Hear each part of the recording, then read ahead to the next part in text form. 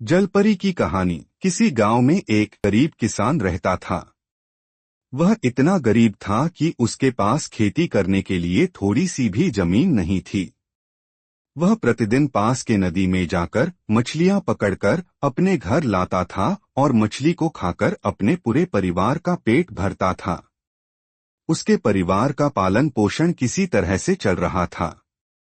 वह किसान प्रत्येक दिन नदी के किनारे आता था और मछली पकड़ने वाली मजबूत जाल का प्रयोग कर नदी से मछली निकालता था और अपने घर ले जाता था।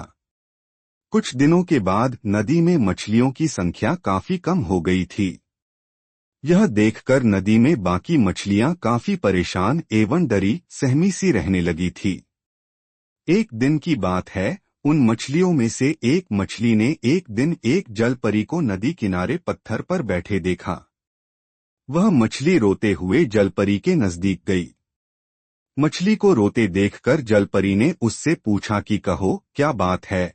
वह मछली बोली कि एक आदमी प्रतिदिन नदी में जाल डालकर मछलियों को अपने जाल में फंसाकर पानी से बाहर निकाल लेता है और फिर अपने घर ले जाता है। इस कारण इस नदी में काफी कम मछलियां रह गई। बाकी बची मछलियां काफी परेशान और तनाव में हैं। जलपरी ने कहा कि तुम परेशान मत हो। अगले दिन जब वह किसान नदी किनारे मछली पकड़ने के लिए आएगा तो मैं उससे बात करूंगी कि वह ऐसा क्यों कर रहा है।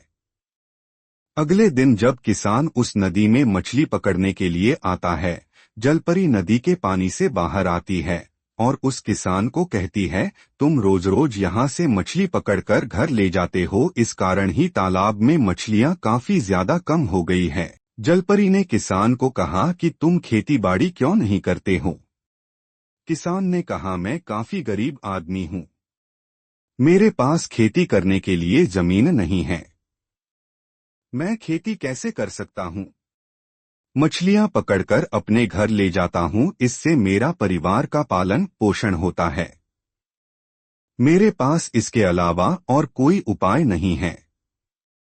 अगर मैं मछली नहीं पकड़ूंगा तो मेरा परिवार भूख से मर जाएगा।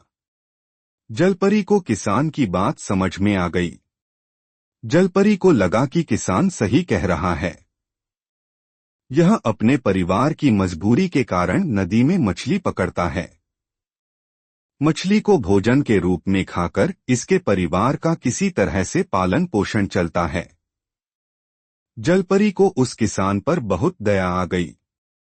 इसके बाद जलपरी पानी में गोता लगाती है और कुछ ही देर में अपने हाथ में कीमती मोती लेकर नदी से बाहर आ जाती है।